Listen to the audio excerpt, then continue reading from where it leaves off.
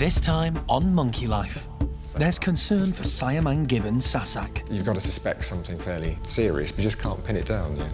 Hananya's chimps go fishing for goodies. They all have their own technique. Some are better than others. And woolly monkey Julio comes of age. He's really ready to set up his own territory and potentially branch out from Lavar.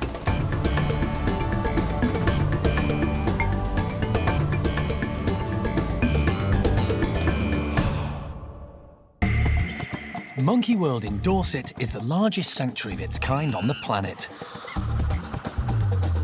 The team, led by Dr. Alison Cronin, rescue and rehabilitate abused and neglected primates from all over the world. The sun is still beating down. He must be in the shade. Please, put him in the shade. The park is home to more than 240 monkeys and apes from 18 different species. And the aim is to give them a safe haven for life. 12 months ago, Siamang gibbon Sasak came to Monkey World from Dublin Zoo to join Sam, the only Siamang then at the park. They are the best of friends and spend much of their time singing together up in the trees.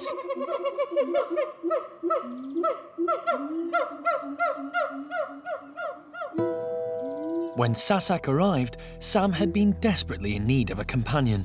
He'd lost his devoted mate, Sage, who'd developed complications and died after swallowing a peach stone. Siamangs normally mate for life, and Sam was devastated. But the company of his young son, Onion, kept him going, and they spent all their time together. Then tragedy struck again, when Onion became unwell. He's attached to the abdominal wall down there. He was diagnosed with a massive, inoperable tumour. This looks bad, Alison. That's all right. Yeah, I'm very sorry.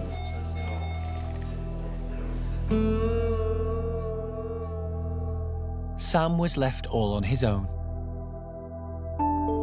And it took months to find him a suitable mate.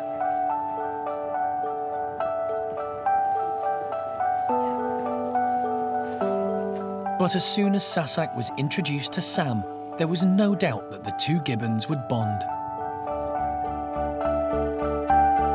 It was love at first sight for both of them. And within days, there were Siamangs singing at the park again.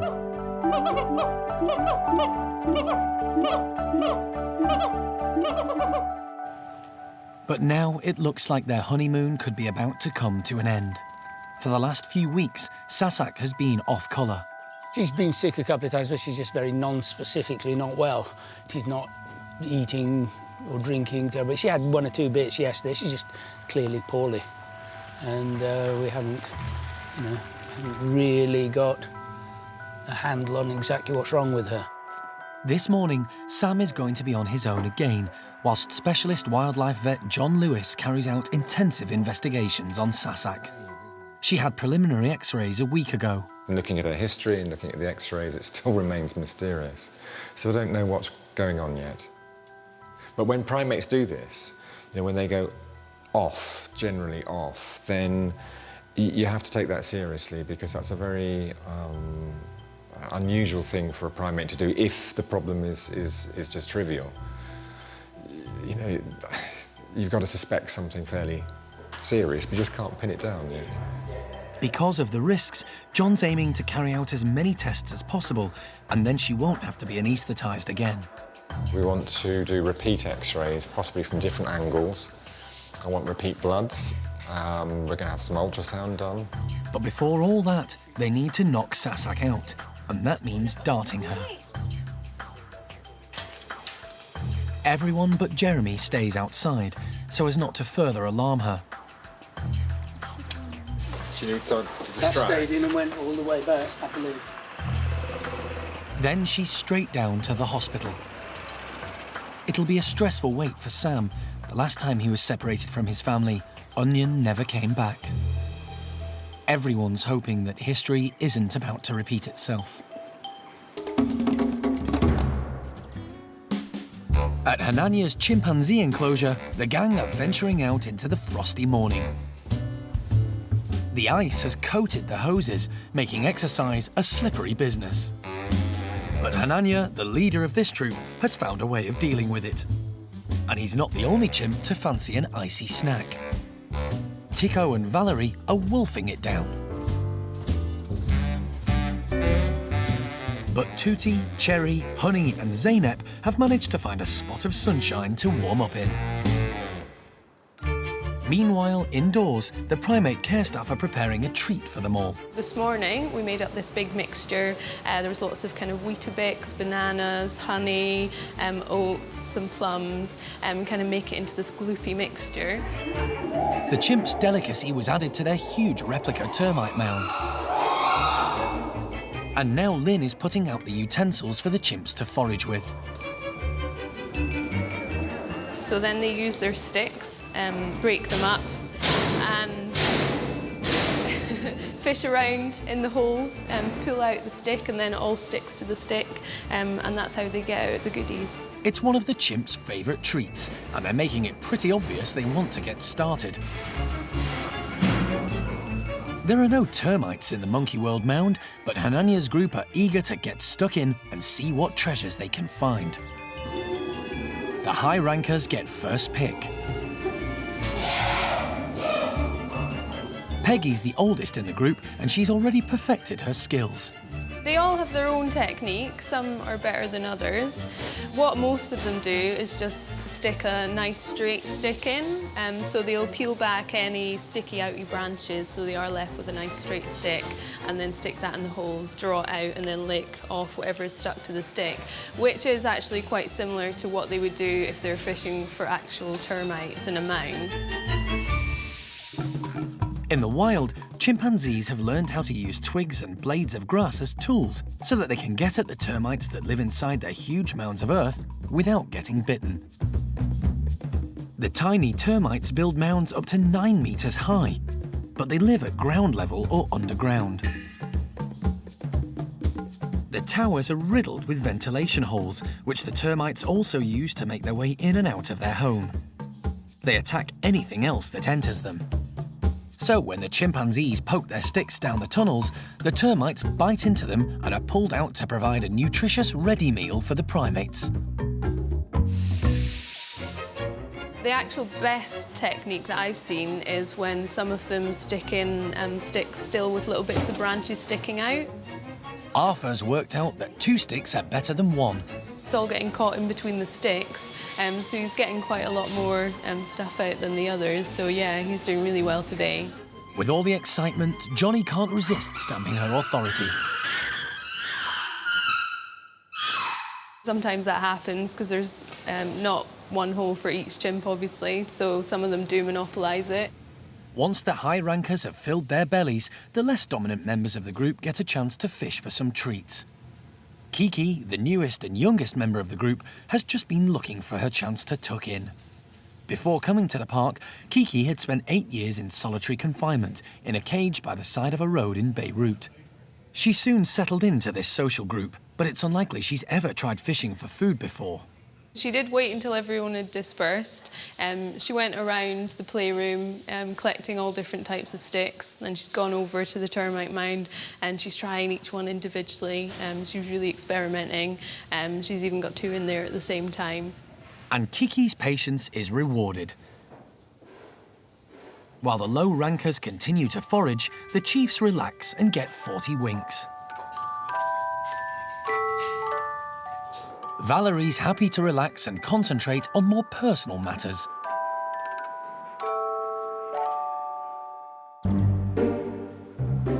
At the Squirrel Monkey house, there have been major changes following the arrival of Charlie. Good little man, what you doing? Hey, little boy. 2-year-old Charlie was removed from his previous owner after the RSPCA found him living in terrible conditions. He went to live with Fidget and his 3 girls, Sam, Topsy and Turvy. Fidget accepted him, and to start with, they all seemed to be getting on well. The critical period is probably going to be in a couple of weeks' time when the ladies start deciding whether they actually like Charlie and whether they want him to be the leader of their group or not. Sure enough, it wasn't long before the ladies chose Charlie over elderly Fidget to head up the group. possibly they had a nice, younger, more handsome man in the group maybe, so they decided to kick out the old man. So yeah, actually it was the females that turned on Fidget. Fidget wasn't injured, but it was clear that he couldn't continue living with the girls and Charlie. So the decision was made to form a new pair consisting of just Charlie and Turvy. With his young rival out of the way, Fidget, who hates any kind of change, can stay in his old home with Sam and Topsy. Sam. Good boy, Fidge. Life is returning to normal for him. Turvy's away from her other girls, so it's a little bit of a test for her, but she seems to be coping quite well, and when needed, Charlie does kind of cuddle up to her and give her that little bit of added attention, which she seems to appreciate. So for the time being, everybody seems happy. And Turvy will now find out if she's chosen the right man.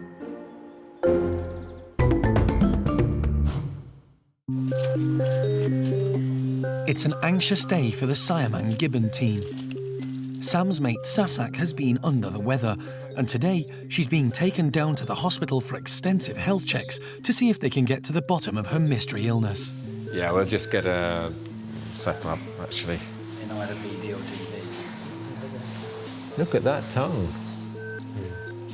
The less time Sasak is under anaesthetic, the better. Clippers, please. Just oxygen for now. OK, so that's everybody out.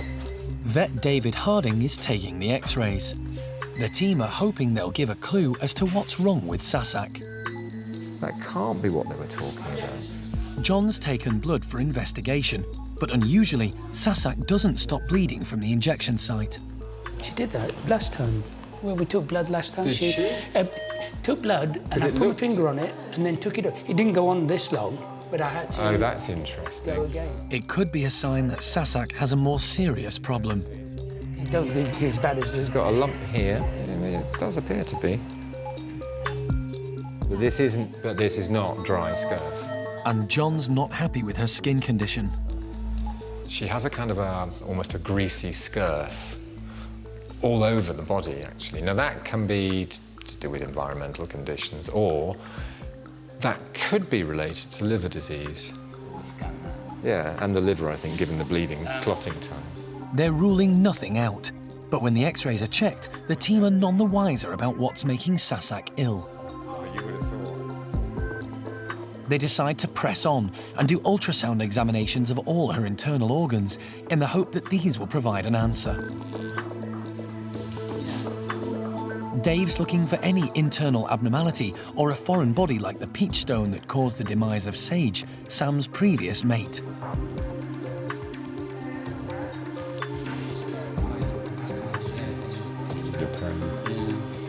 Thing should be... Where's the wing of the limb? It should be here. But there's nothing to explain Sasak's symptoms. If that was a big impaction, then you should be able to feel it. So far, the reason for Sasak's illness remains a mystery. Weigh her and then wake her up. weigh her, Where's the finger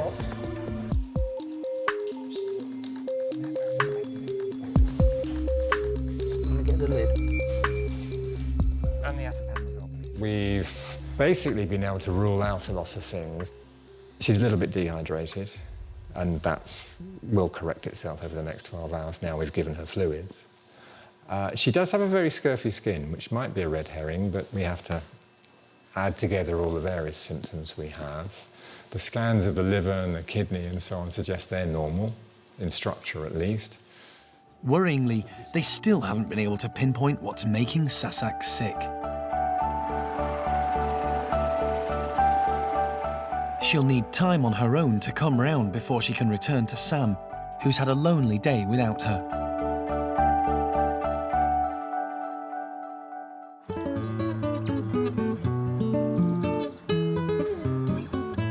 At the woolly monkey enclosure, leader Levar is outside with the rest of his family.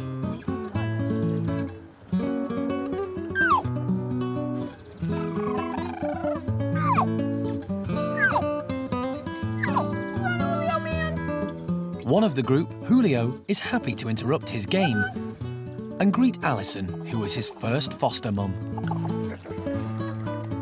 Shall we come over this side. Let's get better for Look at you. Isn't he fantastic? It's Julio. My little boy's grown up into an absolutely spectacular man. Julio's lucky to be here after his difficult start in life in 2006. Alison first saw him the morning after he was born. Kuna, his mother, had given birth. She didn't have hold of the baby, but his dad, Bueno, did. And you think, oh no, that's not gonna be a good situation, and will the male have looked after him, or will he be injured? Bueno was sitting there wide-eyed, looking like he wasn't sure what to do. Bueno had kept Julio warm and alive, but he needed to be back with his mum. It was like just no way. She even sort of, I remember, leaned over, and it looked like she was gonna be biting it to pull it off. Hey, get in there, get in, hey! Grab the monkey, grab the monkey, grab the monkey. Jeremy, grab it. Is the baby safe? Is the baby okay, Alison? I believe so. We've got toes, fingers. I don't see any blood. Julio became the first woolly monkey to be hand-reared at the park, but it was touch and go. So, yeah, a little bit nervous, but then he was so tiny. What's the weight? 313. And when I got him home and started trying to feed him on human baby milk, the brand that we had chosen at that point in time really didn't agree with him, so he had raging diarrhea as well. And, you know, I worked very hard to sort of try and keep his fluids up and to keep him going, but at the end of the first week, it was looking pretty bad. With help from the local premature baby unit, Julio eventually turned the corner. As soon as I offered him that different brand of milk, it was like watering a limp flower. His eyes opened up and he started looking around, and clearly his body was able to absorb the nutrition. Such a tiny baby also presented other problems. And I also found out from the key to a vast improvement in life was the specially made premature baby unit nappies, which I could cut a hole into to keep all of his feces and urine under control, because before that I couldn't find anything small enough. God, you smell. Yes, you stink. Months of nappy changing followed, a wrigglier business than with a human baby. But their efforts were rewarded as he gradually put on weight and grew stronger. No eating paper. By 6 months old, he was fully integrated into Lavar's group, where he continued to thrive. And today, he's a big, handsome grown-up. Still has a little bit of filling out and growing to do to look quite as magnificent as Lavar here. But you can see he's already got that really strong, heavy brow ridge. The shoulder muscles have really come on. The base of his tail is just massive and strong.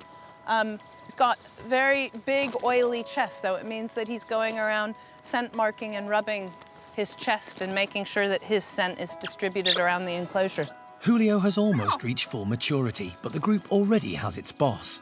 Luckily, Lavar here is just a really nice dominant male in showing him the way, because otherwise there could be trouble. Julio will soon be ready to take on leadership of his own group, and he could have an important part to play in the European breeding program. There's less than 50 woolly monkeys left in captivity in the world population now, so they're facing extinction both in the wild as well as in captivity, and it's just a real great shame. So, you know, really we would prefer to be having loads of little girls, because little girls can have the next generation and move on. But, you know, it's also important that we have good, strong males that have grown up in a multi-male society. Lavar has been a very good role model for Julio, who now has the stature and skills to become a dominant male. Now, I also notice whenever I go past a whole lot more, he's up in the trees displaying. So he's letting everybody know that he's coming into his own.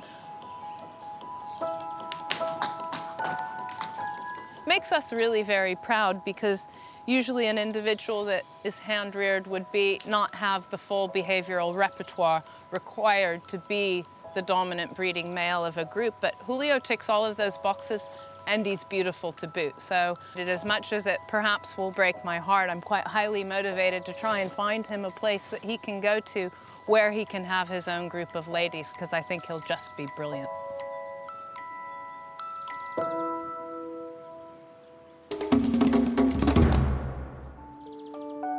At the Siamang gibbon house, it's been a long day for Sam. He's been on his own while his mate Sasak has been in the park's hospital.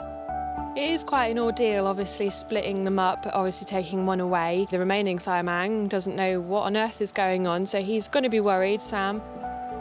So far, the clinical examinations haven't shed any light on what's making Sasak poorly. The blood sample has been sent to the lab and they'll try her on a course of steroids and antibiotics. Sasak has now fully recovered from the anaesthetic and is ready to return to her friend. And he's delighted to have her back. These two, they're just the best pair of gibbons, so close. So yeah, there's a lot of relief when you put them back together. Sam's company is just what Sasak needs after a stressful day. She's tucked herself quite quietly in the corner and snuggled up with Sam, yeah, just to keep her company, and is just resting now. It's pretty late in the day now, so it's pretty much bedtime. Hopefully she'll feel better after a good night's sleep, but they must wait for the test results to see what the future holds for this faithful couple.